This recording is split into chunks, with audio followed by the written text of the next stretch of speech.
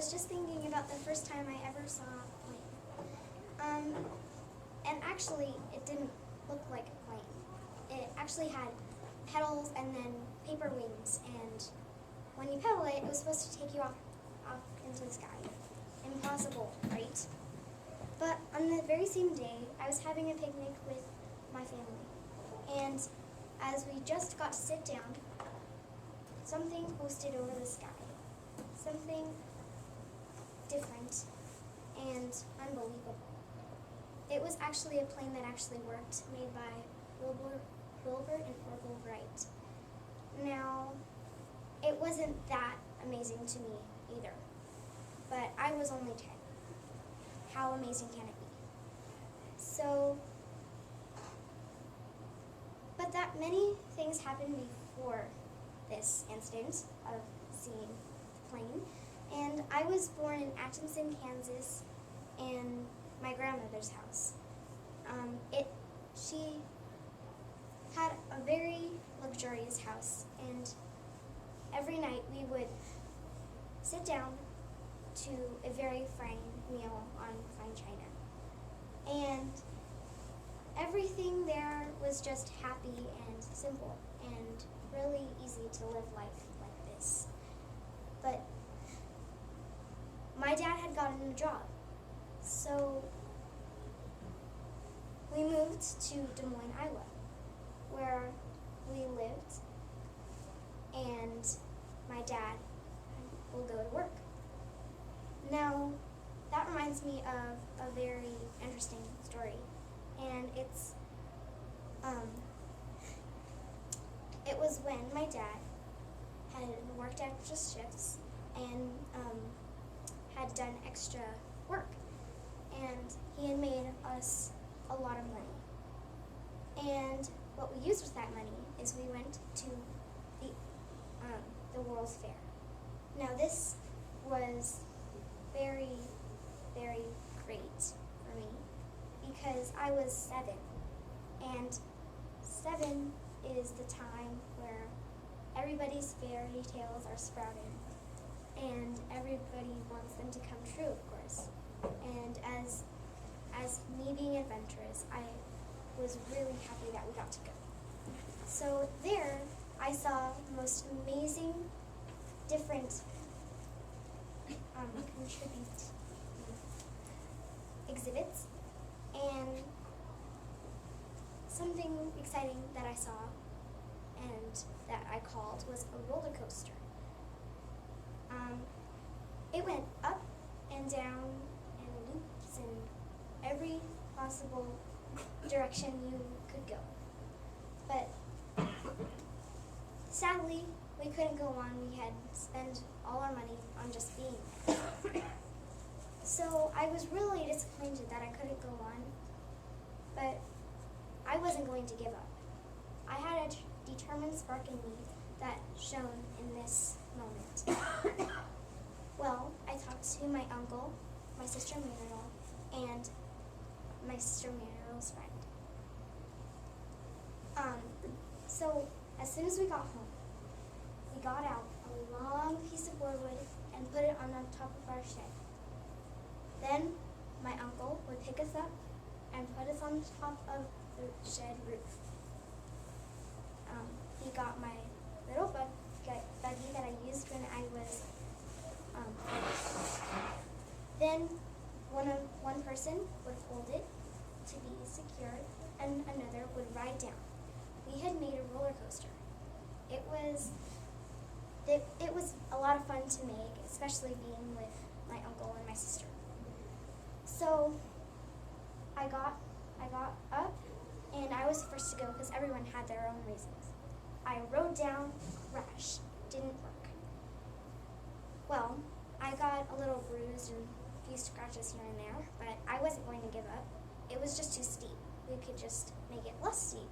So we made it less steep, and actually this time we made little pieces of wood fastening it a little more.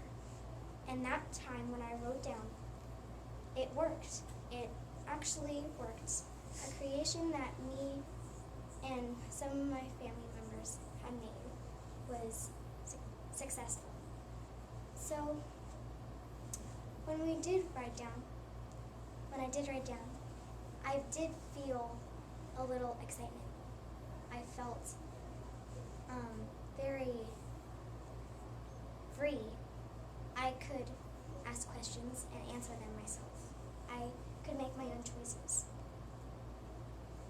And I grew up, went to the Iowa State Fair, and I went many places with my family. That was very fun. And I attended high school for only 2 years because something terrible happened. World War I had started. It was tragic because many men were getting severely injured. I cared for them so much that I went into the hospital as a nurse's aide. When I got there, I noticed that many men were already lying in our many beds. There were so many injuries that I couldn't even name all of them. And something there that really bothered me was this little window over in the corner. You would peer out to see how many people were coming, how many people with bad injuries and how bad they were. So, but that's not all you could see. You could also see all of the planes buzzing around, zooming back and forth. I know these were warplanes, but they were still planes. They reminded me of that one time when I was making the roller coaster, how free it felt. As much as I cared for all the men with injuries, I could just feel like I just needed to be out there, flying around. So I decided that I would go, and I met a trainer. He taught me how to fly planes, and he told me all the techniques and all the little switches and buttons in the planes that had become newly advanced. And 6 months after I graduated training, I had bought a yellow plane called the Canary. Yellow was my favorite color, and canaries were my favorite birds, so it was a very good mix. So I flew around in that plane all day almost. Everything was free, and like I said, I felt like in my childhood how I went down the roller coaster. I had been flying so much that my name got out for being one of the only female pilots.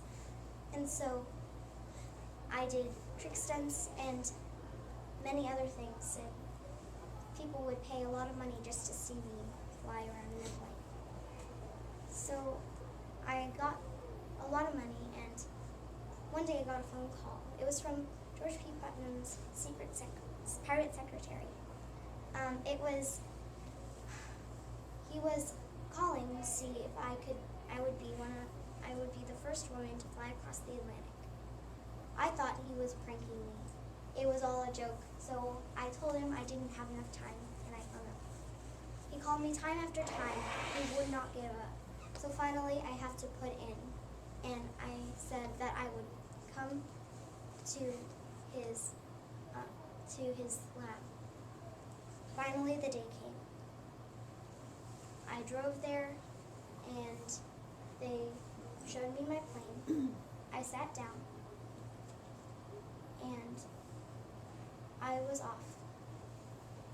I rose 10 feet into the air, higher and higher and higher. I flew, and I realized this was just like my training and all my trick stunts without any tricks. So I just sailed on, and I saw land. I landed. I succeeded. I was nervous at first, and part of that nerve was because there were 3 other women who had tried to succeed in this exact challenge and failed. I could be number 4. And when I got back in, I took a few deep breaths. I had congratulated myself, and they had congratulated me. I flew back just the way I came, and my name was even more spread. Everything could just be perfect. And you know, when I first said that I wouldn't fly, George Putnam got put on the phone, and he told me that he wanted to propose to me for some reason. And I said yes, but only on one condition, that he would let me take the wheel sometimes, because women were treated terribly. They were treated like house pets. They actually belonged, and they belonged to their husbands. They didn't have any freedom of any sort. He agreed, and we got married in 1931. Well, I still continued to fly planes, and I got assigned many more other challenges.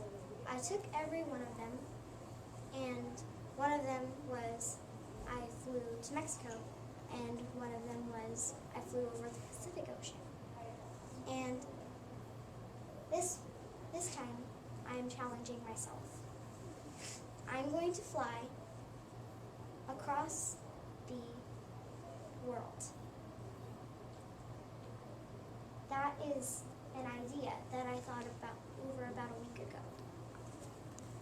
I could just feel like I just needed to.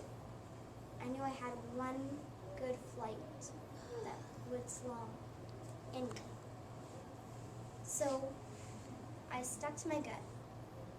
I asked George if he would let me go. He told me that this would be really dangerous. Everything would be frightening for him and everyone. But I told my husband in these exact words, I am quite aware of the dangers in this task. I'm going to do what I've got to do. Women must do what men have done. Let their failure be a challenge to others. I stuck with that